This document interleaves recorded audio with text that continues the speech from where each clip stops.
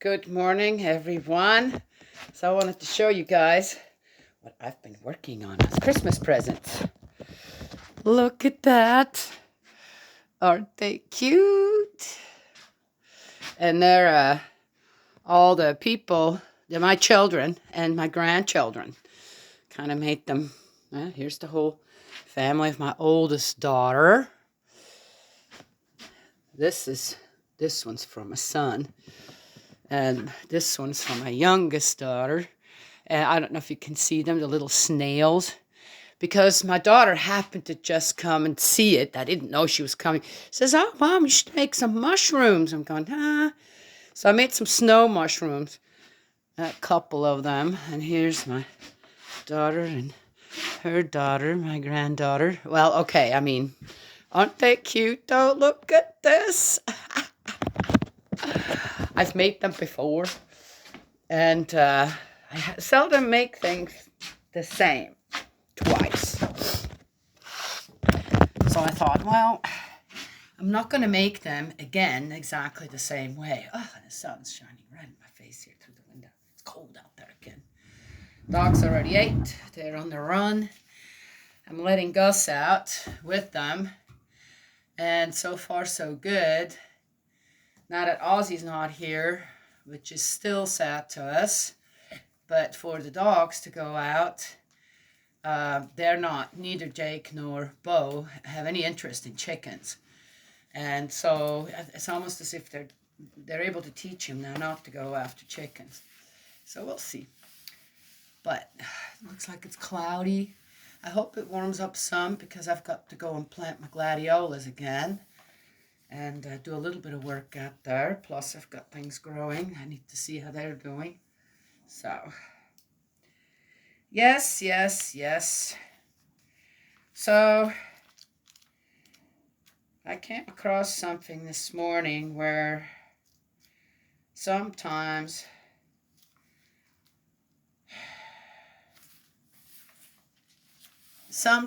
you're in places trying to teach people where you'd rather not be. And sometimes too, people think, well, you get kind of associated with certain things, and that you're going, no, that's not why I'm there, right? Yeah.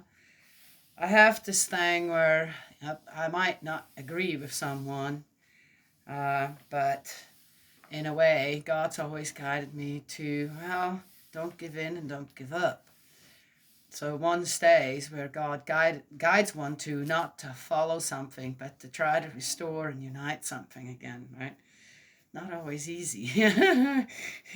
I'm the same as everyone else. People talk back to me in a certain way. I'm going, who the heck do you think you are? Anywho, it's what it is. So we're on 45 in our New Jerusalem Bible. Genesis 45. Oh. Joseph makes himself known. Then Joseph could not control his feelings in front of all his retainers, and he exclaimed, "Let everyone leave me." No one therefore was present with him while Joseph made himself known to his brothers. But he wept so loudly that all the Egyptians heard, and the news reached Pharaoh's palace. Oh.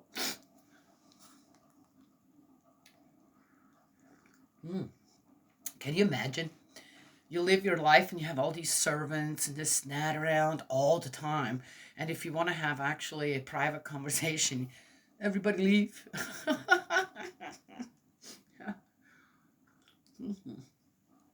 I don't know. That's a way to live, I guess.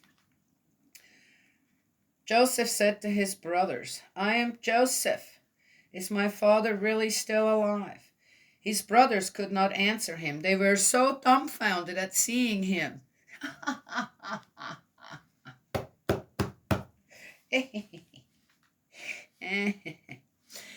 One wonders, right? How come the brothers, it's not like Joseph got lost while he was a little kid or something, right? He was already a grown man. How come they didn't recognize him, right?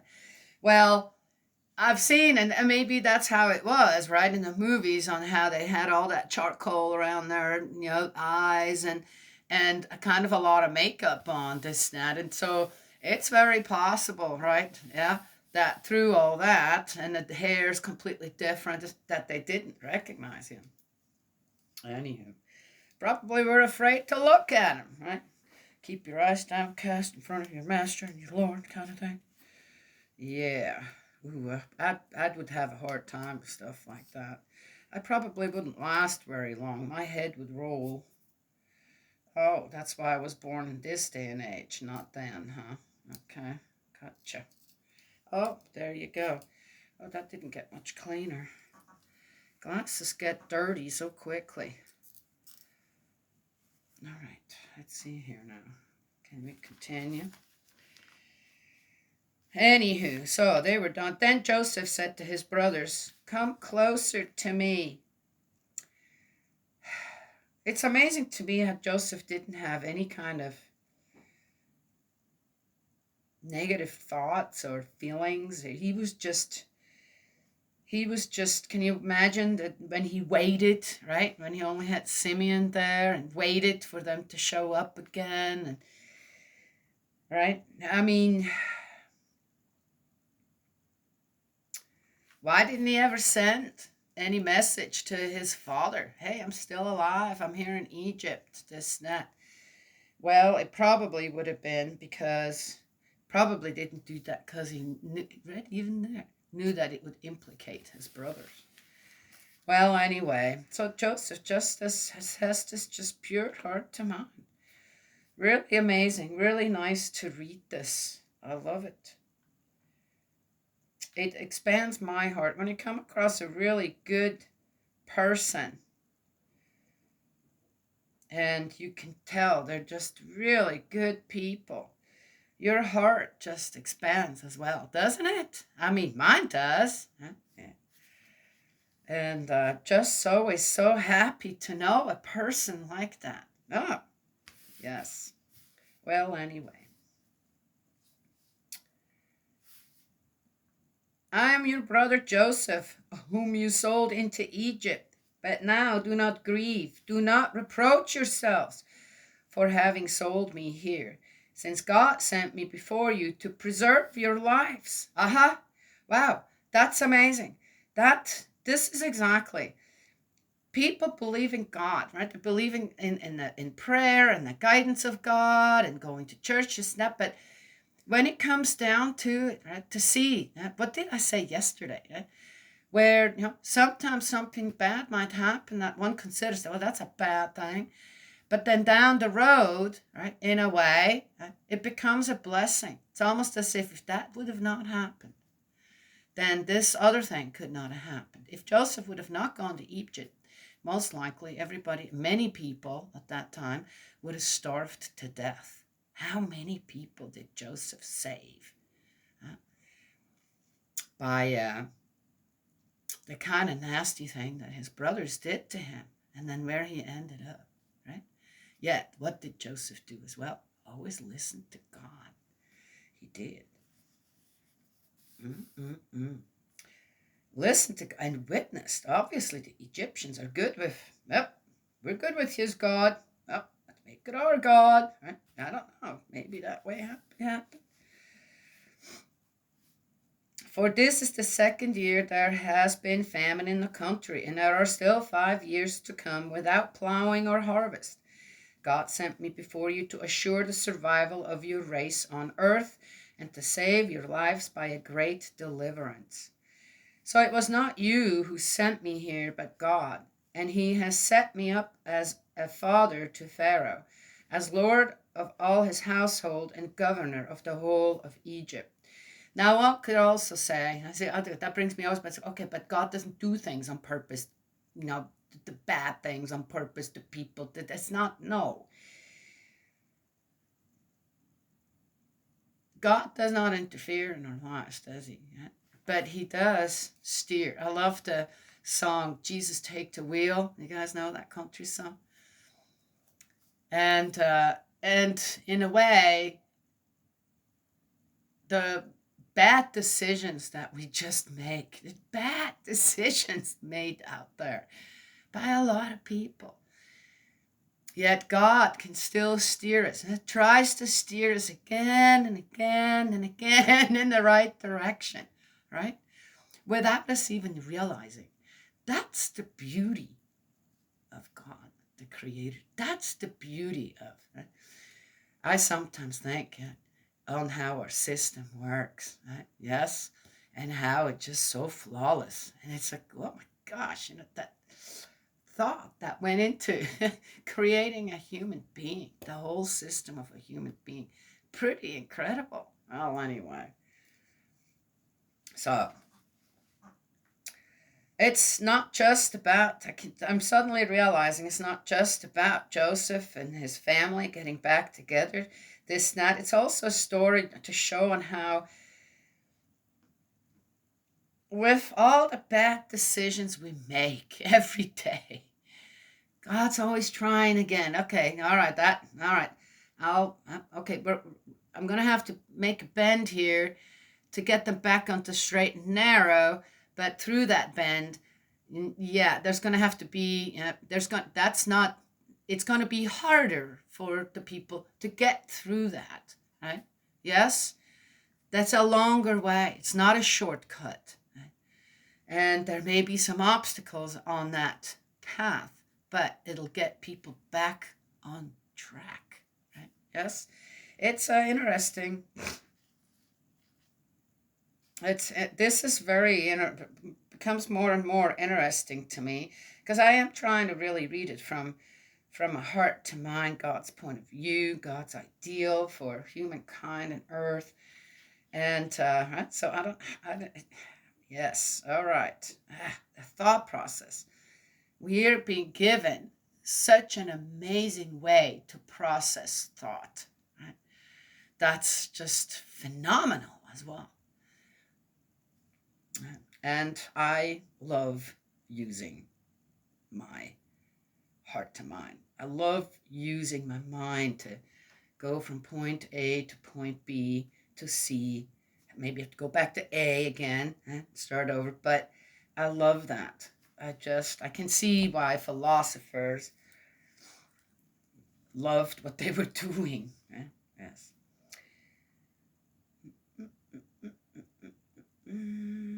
Return quickly to your father and tell him your son Joseph says this: God has made me Lord of all Egypt. Come down to me without delay. You will live in the region of Goshen, where you will be near me. You, your children, and your grandchildren, your flocks, your cattle, and all your possessions. There I shall provide for you. For there are 5 years of famine still to come, so that you, your household, and all yours are not reduced to penury. You can see with your own eyes, and my brother Benjamin can see too, that I am who I say I am. Give my father a full report of all the honor I enjoy in Egypt and of all you have seen, and quickly bring my father down here. Interesting how he gives that, right? Go and tell him how well I am doing. Again, what's he doing? He's shielding his brothers as well, right? And go and tell him exactly this, right? How well I am doing. So the father won't dwell on, now how did that happen? How did he end up there? And what have my other sons done? Right? It's amazing on how forgiving Joseph is, and how, what he pays attention to, what is important. Right? Amazing. Then throwing his arms around the neck of his brother Benjamin, he wept, and Benjamin wept on his shoulder. He kissed all his brothers, weeping on each one. Only then were his brothers able to talk to him. Pharaoh's invitation. News reached Pharaoh's palace that Joseph's brothers had come, and Pharaoh was pleased to hear it, as were his servants. Wow. They must really love Joseph. Pharaoh told Joseph, say to your brothers, do this: load your beasts and hurry away to Canaan. Fetch your father and your families and come back to me. Papa. Joseph must have really known this Pharaoh too. Wow, what a pair. Saved so many people. Both the Pharaoh and Joseph. Wonderful.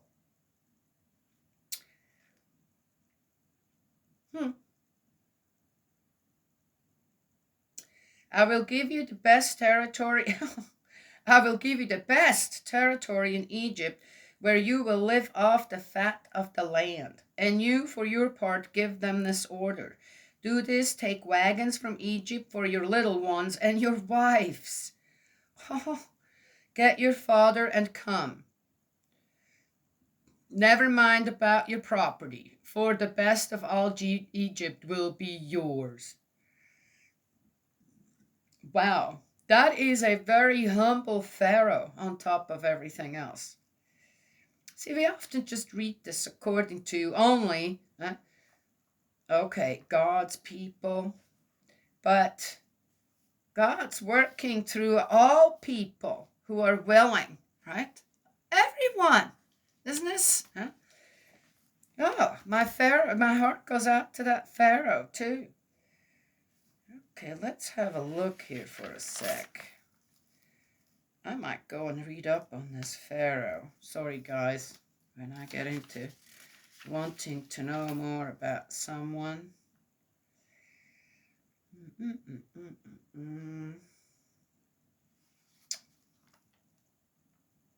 Does it say?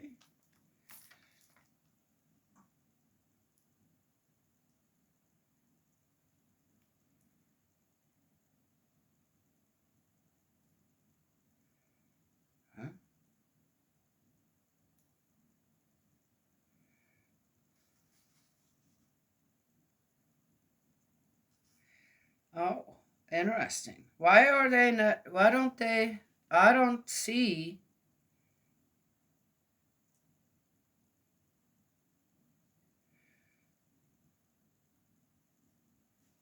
The name of the Pharaoh here anywhere. If you guys heard it, I'm just missing it here. Then let me know in the comments below. Sometimes YouTube turns the comments off on me. I don't do that, they do. I don't care, it doesn't matter to me. I'm using this platform for free, so I'll just abide by their laws.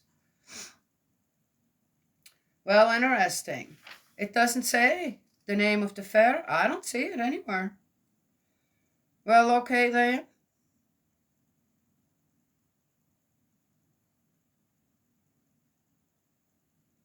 Huh. I'm going to go and look that up. Who that Pharaoh was at that time. Read up a little on him, and then I'll tell you a little about him. Huh? The return to Canaan. Israel's sons, that's Jacob again, now he's Israel again, did as they were told. Joseph gave them wagons as Pharaoh had ordered, and he gave them provisions for the journey. To each and every one he gave new clothes, and to Benjamin 300 shekels of silver and 5 changes of clothes. Now they're taking all that back to go and pack up and then come back. Or maybe they already had a little storage area there. Who knows, right? But really? Why would you leave with so much stuff? Because you're just coming back anyway. Well, anyway, that's what they did at that time. Maybe the times of when the traveling might be a long time. Well, anyway, the silver wasn't doing him no good no how. Can't buy no food anywhere. 5 changes of clothes. Must have been the law. 5 changes of clothes. And to his father he sent 10 donkeys laden with the best that Egypt offered, and 10 she-donkeys laden with grain, bread, and food for his father's journey. And so he sent his brothers on their way. His final words to them were, "And let there be no upsets on the way." There be no upsets. I always say to people when they leave here, God bless you and may he protect you. And so they left Egypt. Also interesting. And let there be no upsets on the way. I've mentioned that in another video where I heard true father say, when you get in a car, before you start driving, say a little prayer, right? For everyone on the road with you, right? And you, that you're safe, right? So you won't have any upsets, right? While you're out there traveling. It's a good way to just, right? Yeah. Anywho. And so they left Egypt. When they reached their father Jacob in Canaan, okay, now it's Jacob again, they gave him this report: Joseph is still alive. He is at this moment governor of all Egypt. But he was as one stunned, for he did not believe them. However, when they told him all Joseph had said to them, and when he saw the wagons that Joseph had sent to fetch him, the spirit of their father Jacob revived. And Israel said, now he's Israel again, that is enough. My son Joseph is still alive. I must go and see him before I die.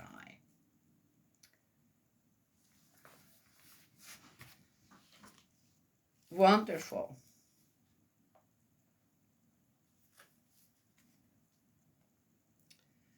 Well, there you go.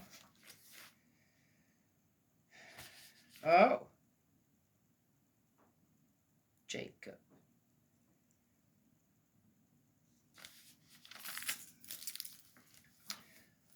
It's such an interesting story.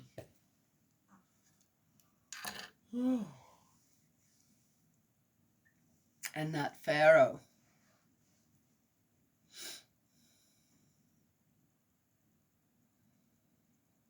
Amazing on how often when you think of a leader this and that, they have to be,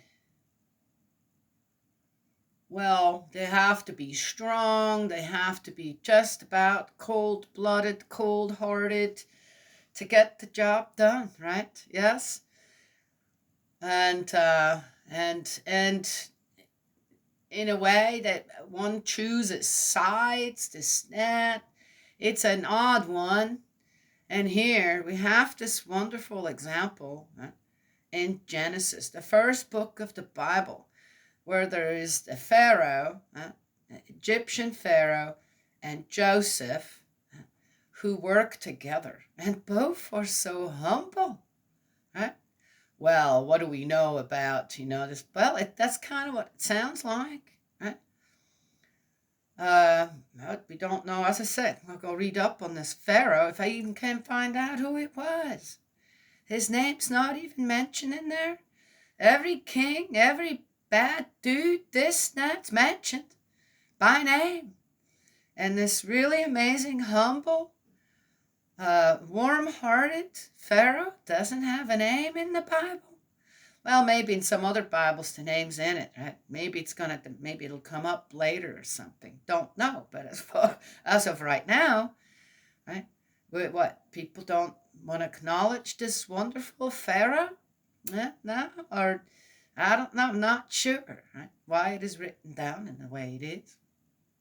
Anyway, so something to go and read up on, gain a little bit more understanding, and appreciating not just Joseph as one of our ancestors, forefathers, this or that, but also this Pharaoh, right? Yes, give thanks where thanks is due, right? Yeah. Anywho, that's what I wanted to share this morning. Make it a little short one. I got other things to do today. So I say every time, then I end up doing completely different things than what I thought I was going to do. Anywho, God's love and blessings always, and may He protect you, and I will talk to y'all another time.